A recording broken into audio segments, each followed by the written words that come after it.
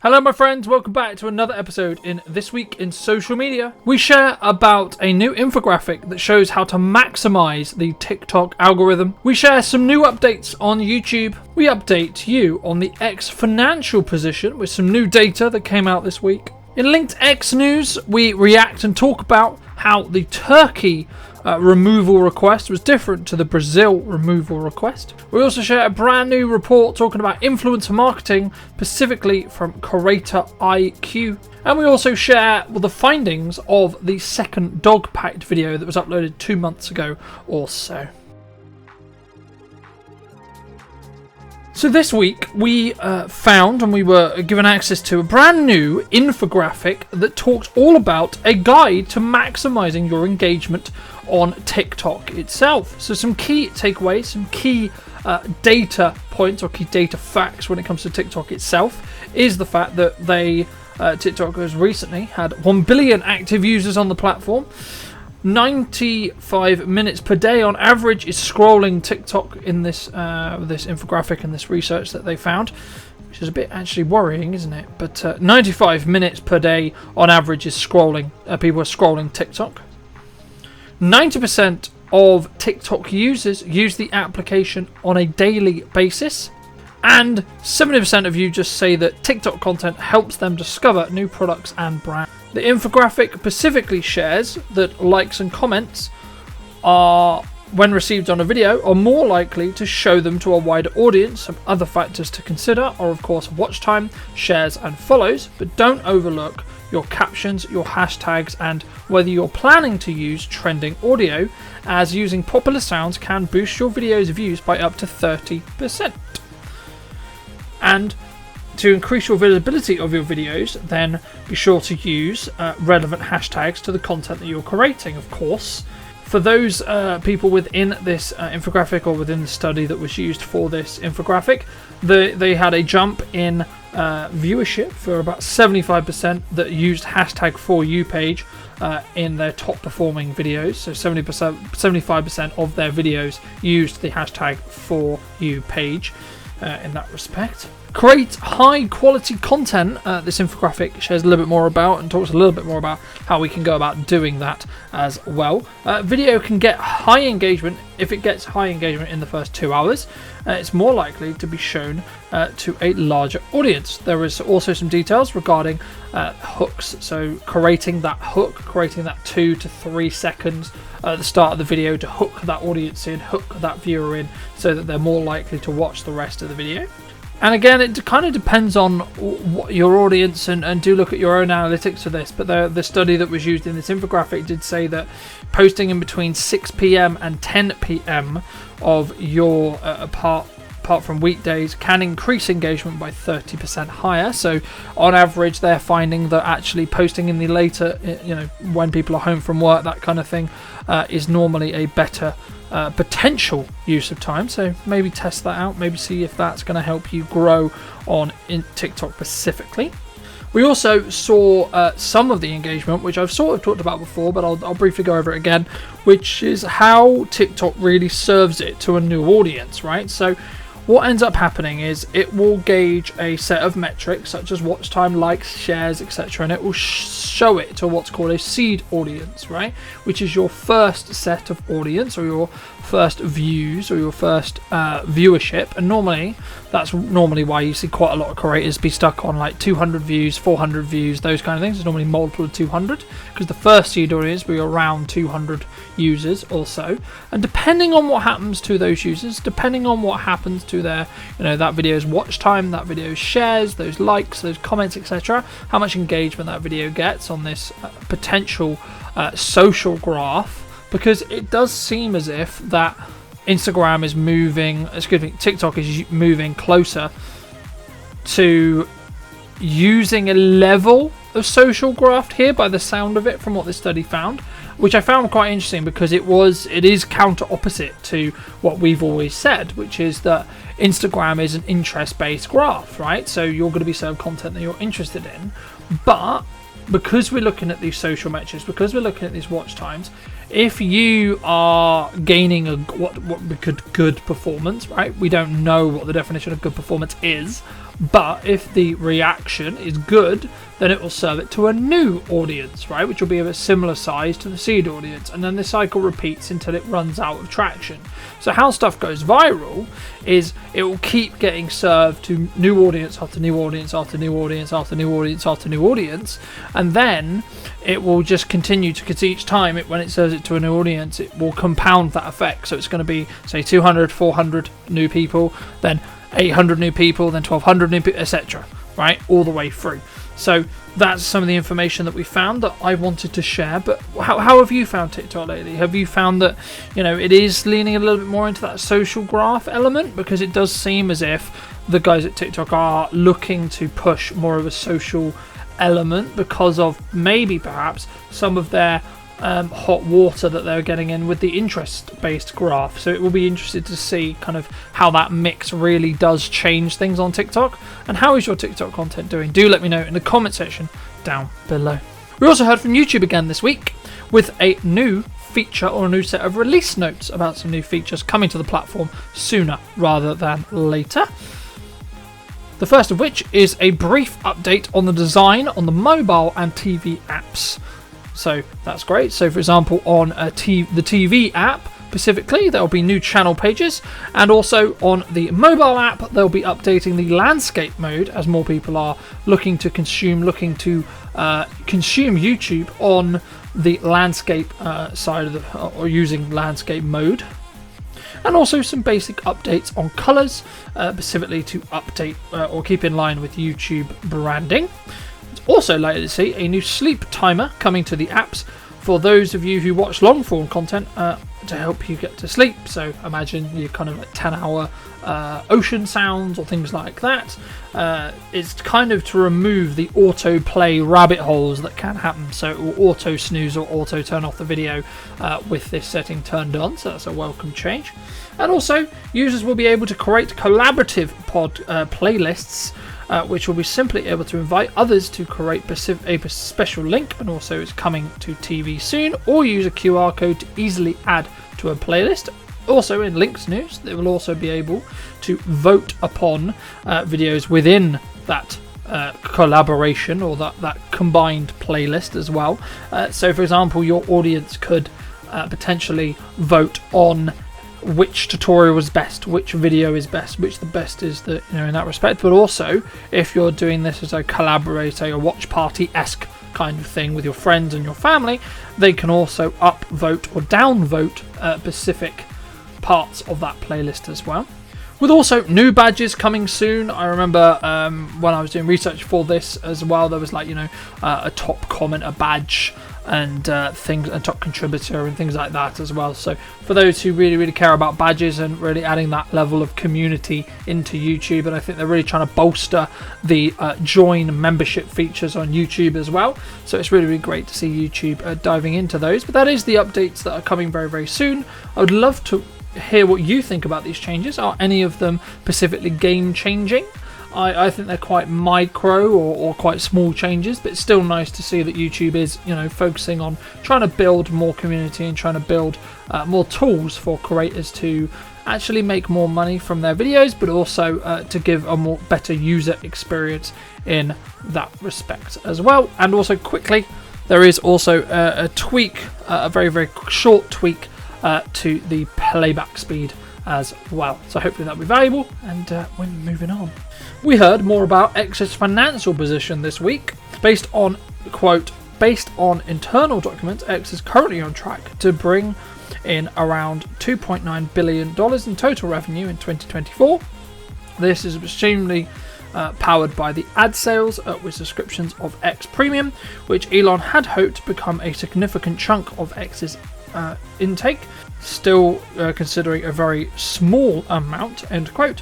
According to a recent article made by TechCrunch, based on the data from ad figures, X has been around 1.3 million paid users, or 0.26% of total user base has been using X Premium by the sound of it. That brings it around 14 million or so per month for the company, or 176.4 2.4 million per year, which is a significant amount, of course. However, is only equal to about 6% of the total revenue of the business. To put this into perspective, quote, that 1.9 billion total context in 2022, the final year before Elon took over the app, Twitter generated a 1.4 billion in revenue. Again, this was through ad sales. In 2023, Elon's first year of the company, that declined to around 3.4 billion, with ad revenue dropping significantly, further compounding the fact that X's debt service cost, which came as part of Musk's takeover deal. In order to push Twitter, and Elon borrowed a portion of the 44 billion cost brackets, the 13 billion of that $44 billion from various banks, and has attached that debt of those loans to the company itself, avoiding personal liability. At present, the debt servicing is set to cost X 1.2 billion per year. Taking away 1.2 billion from X's 2.9 billion in total revenue, that doesn't leave a lot for X to pay for its several costs, but let alone make a profit, end quote. However, Elon has other tech businesses, of course, so he may be able to bring a large pot of money from the XAI project. Quote, XAI closed a new funding round at 6 billion earlier this year, and there has been thoughts that XAI could funnel money through X based on its need from the data input from the platform. XAI is also working with Tesla to bring in expanded data input, and Musk has already floated the idea that Tesla could invest up to 5 billion into XAI to enhance the capacity. The cross-pollination of Musk companies would need to be approved by various stakeholders in each. However, there is possibility that X could gain a significant cash injection via this path. However, all this does is potentially buy Elon more time to make XAI profitable, or X as a platform profitable. Of course, this could actually hurt his other businesses in the long run. Could this be the start of X's downfall, as we reported before, because it is being more and more perceived as an alt-right and a non-brand safe specific, entity or specific platform? Or could we be in a position where it's very, very normal, and Elon is just seeing this as a path to profitability, like a lot of tech businesses? It takes a while for them to become profitable. What do you think? I would love to hear what you think in the comment section down below. In other X news, X opposed the Turkish removals request that we heard this week, but did comply with them, seeming that they're not willing to die on the sword for freedom of speech, like Elon did for Brazil's coverage, or Brazil's removal request, and that kind of ended up and leaded on to X being banned in that jurisdiction. So, is this a double standard? Yes, he didn't like it. Yes, he disagreed with it, but he did still comply. There has been more reports, and this adds to those reports, of Elon making questionable or inconsistent rules related to, or is he only going to comply with companies where he has, quote, value for himself personally or his businesses within the market in sending the request. In a reaction to the Brazilian ban, he could have been the Brazilian ban, for quote, the Brazilian ban, for example, had refused to give Musk favourable deals on lithium, which he needs for his cars and such. Musk was not particularly happy with the Brazilian government, which could have influenced his reaction or his upon the request of them seeking to remove the the Brazilian accounts. However, Musk seemingly has a good relationship with the Turkish president, who just last year asked Musk to build a new Tesla factory inside Turkey, and has noted that he will open a number of deals on AI and Starlink projects as well. So it does seem as it to be more and more clear that if Elon wants or can gain financially from playing nice from one state or the other, then he can and he will specifically change how X reacts to a takedown request or a legal enforcement of that respect. So it'll be seen as a different reaction to potentially how we reacted to Brazil. Now, of course, everything with these removal requests does seem to be nuanced and will be nuance related, and there is going to be an argument, I'm sure, on the other side, which is, well, they're not really the similar situations, but it does, for me at least, bring Elon's logic, Elon's morals, Elon's truth to freedom of speech into question, because clearly he isn't abiding by the same rules or creating this level of double standard, because he's going to do one thing for Turkey because he wants to be in with that government, and in the next breath he'll do a different thing to Brazil because he's not very happy with that government, as I said before, because of that lithium-ion deal. But that's just an example of one of the many things that potentially he might be upset about behind the scenes as well. So for me personally, it is sad to see a double standard like this, but it's not honestly shocking given his past history on the requests. There is more facts on show the double standard that, in quote, it is not entirely clear why X is picking and choosing the battles in this request, and the suggestion that it could be related to Musk's other businesses, but there's also been other actions similar to German authorities where Tesla's main UK factory is based, and Indian's government where both Tesla and Starlink are trying to get in. Do you think this is okay? Do you think this is an okay double standard? Or do you feel that Elon is turning his back on freedom of speech, right? So he's doing the whole, I'm trying to get good favor with these people, so because I could make financial money, it's good for my companies, etc. So, I'm going to look after them specifically. Whilst I'm filming this show, we're a matter of days away from the US election. This is also being seen as also something that I would say is something we should look at, because it does bring up the question of, there's been a lot of reports and a lot of conversation whilst doing research for this show about he's putting a lot of eggs into the Trump winning the election basket, and it could put X in a difficult situation if Trump doesn't end up winning. So, is this fair? It'll be interesting to see if Elon's bet will be rewarded or will come to pass, or whether it's actually going to backfire. I'd love to hear what you think on this topic in the comment section down below. This week we found out some more data around brands working with creators on their marketing efforts. This is an increased number of brands finding new ways to win the battle of attention. CreatorIQ has published a 54-page report that, quote, CreatorIQ's report is based on 1,138 total recipients through the breakdown who is important. For those 1,300 participants, 457 are from brands, 445 from agencies, and 231 replied came from creators. So the results will be mixed from market size, but still valuable notes nonetheless. The report itself found that 74% of organisations had increased their creator marketing investments. There was a small dip, as seen in this chart, mostly due to the AI hype that was around last year, specifically in 2023. There's also been reports that Instagram has been surpassed by TikTok as the go-to platform to work with creators on. So it's seen that they've shifted places, so it was Instagram and it's now TikTok specifically.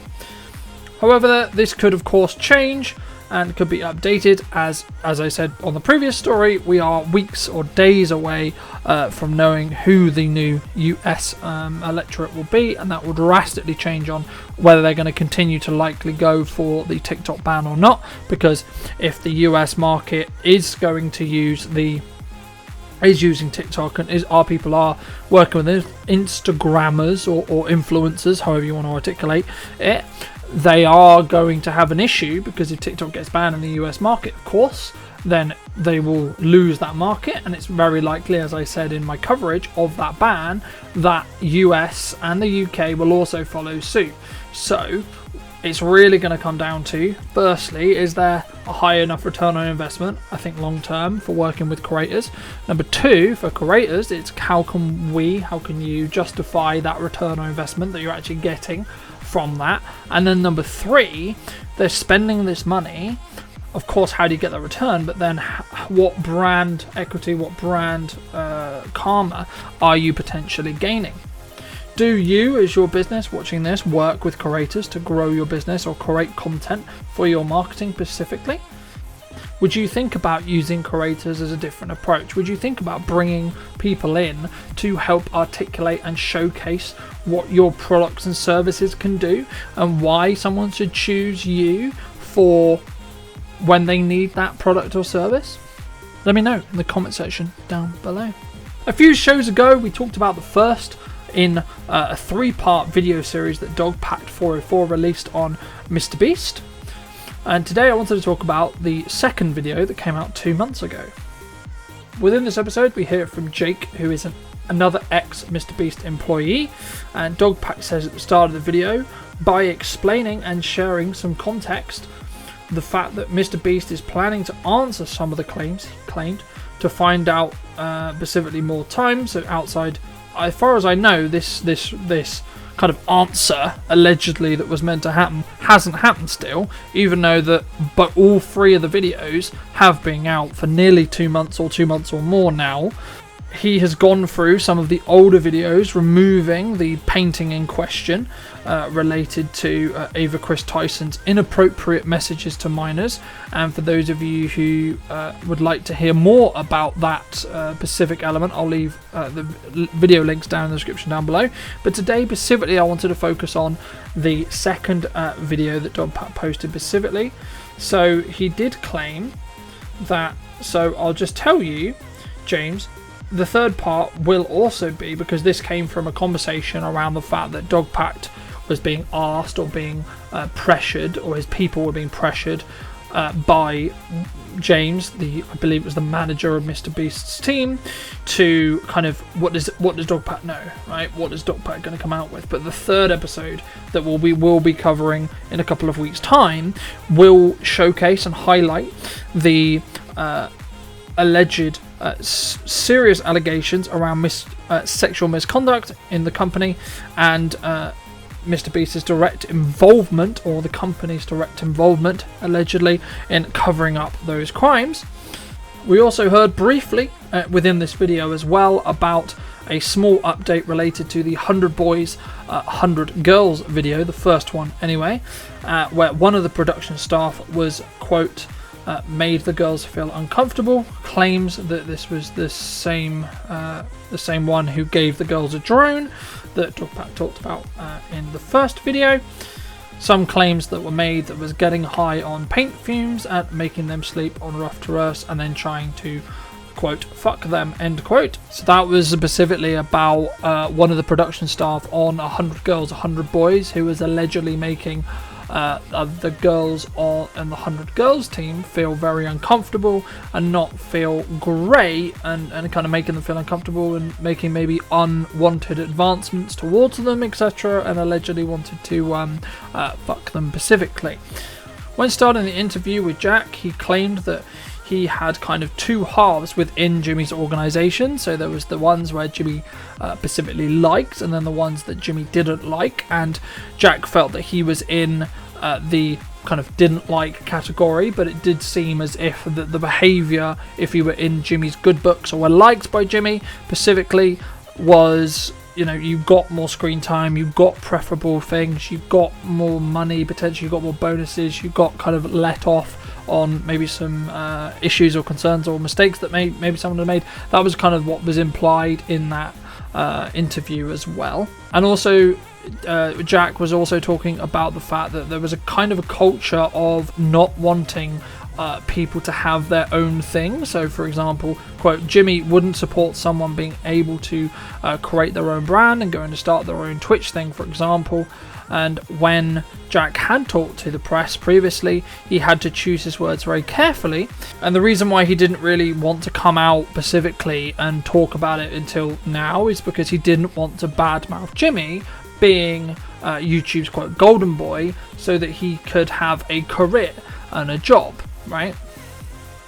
They also talked briefly about as well a video where Jack was involved with, where he he sort of knew by the sound of it in the interview, he sort of knew that it was going to be faked and staged, where they would drop a quote meteor on someone's car, and there was 2 guys involved, and the latter guy that wasn't Jack specifically, didn't really know at all, and his reaction was really genuine, but Jack's reaction was not. Jack kind of knew and was in on it, and he then realised, oh shit, I need to tell my mum, because they're going to ring my mum, and I need her to react kind of like, out of there and give that reaction based content. So he quickly texted his mum and said, have no idea, quote, be surprised.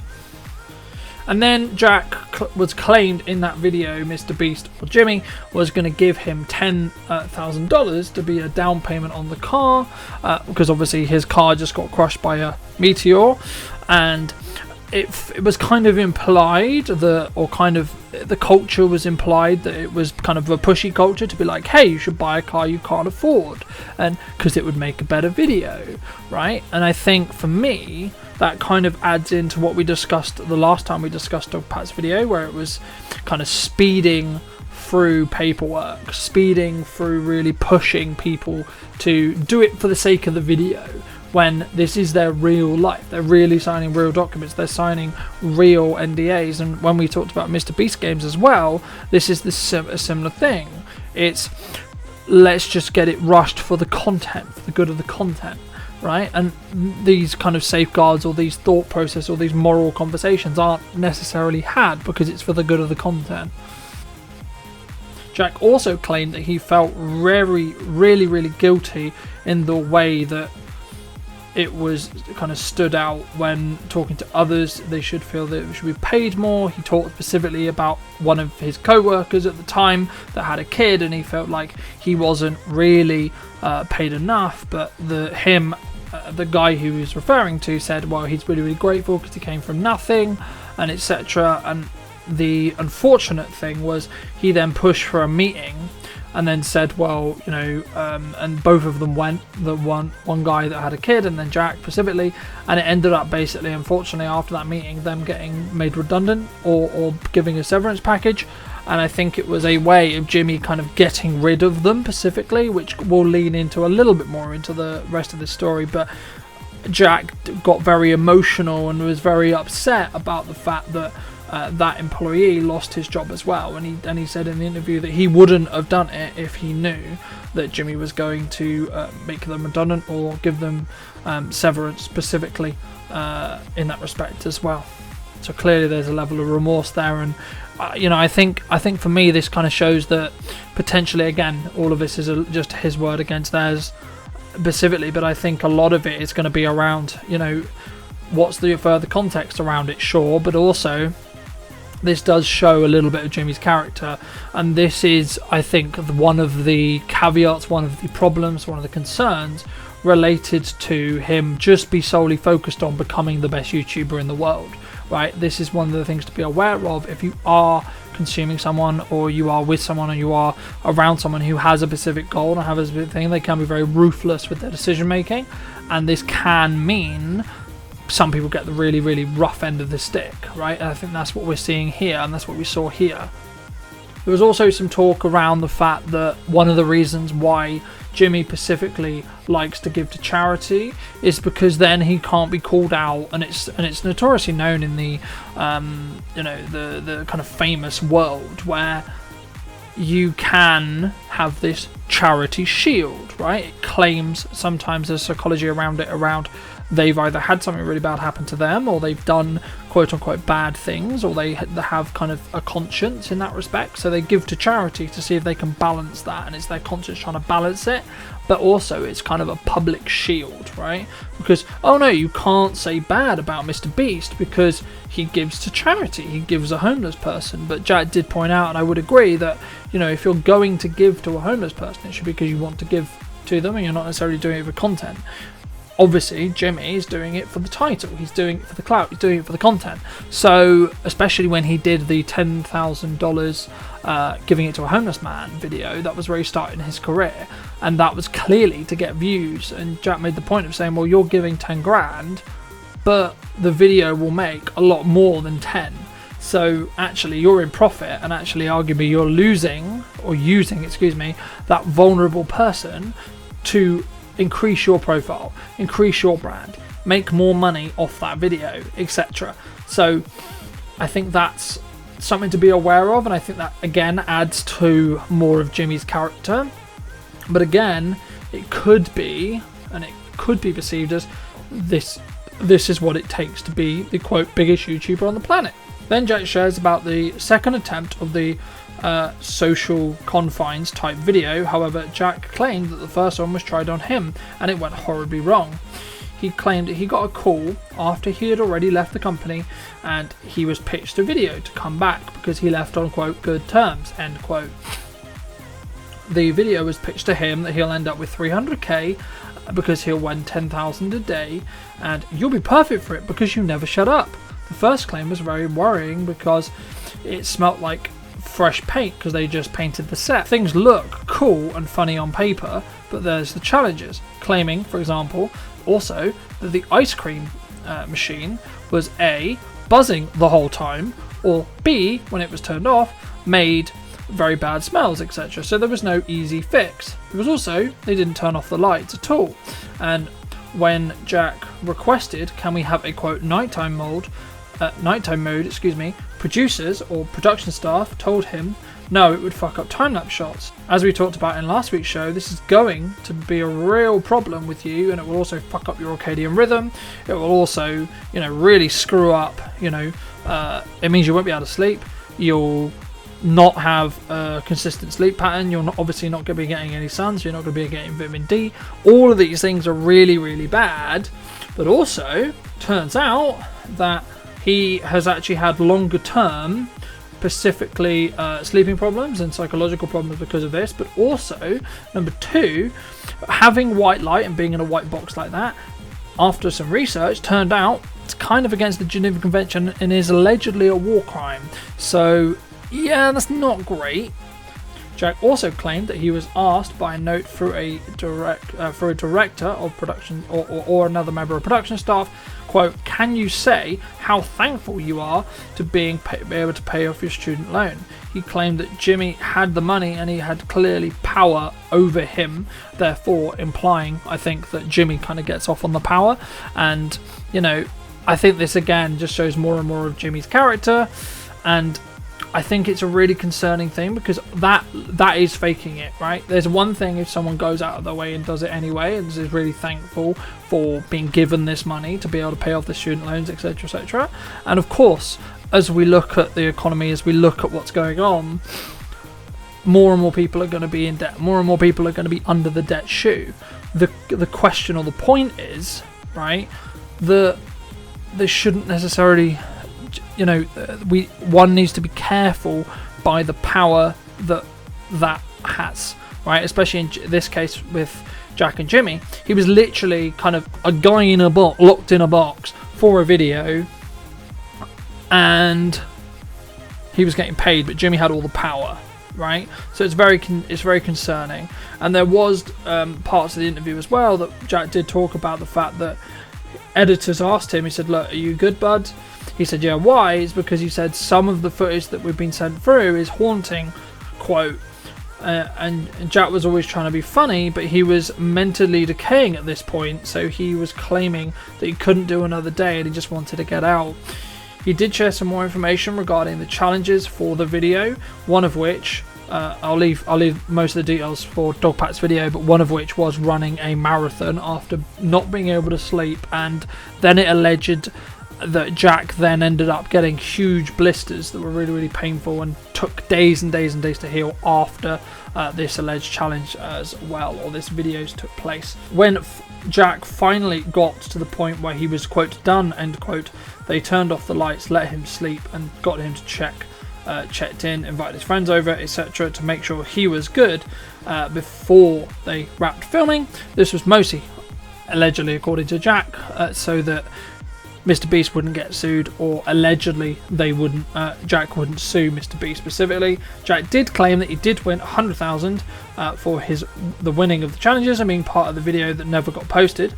After Dogpat's video, Dogpat did share some texts that he received after the challenge was done from Jack.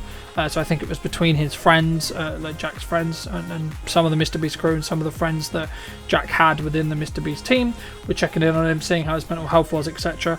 And there was he was feeling better, but it's going to take a while. He's still not really a mental point of view and not being able to sleep properly. He still claimed that he felt really dehumanized during some of the challenges, and he also thought, to be honest, it was just a bad video idea in general.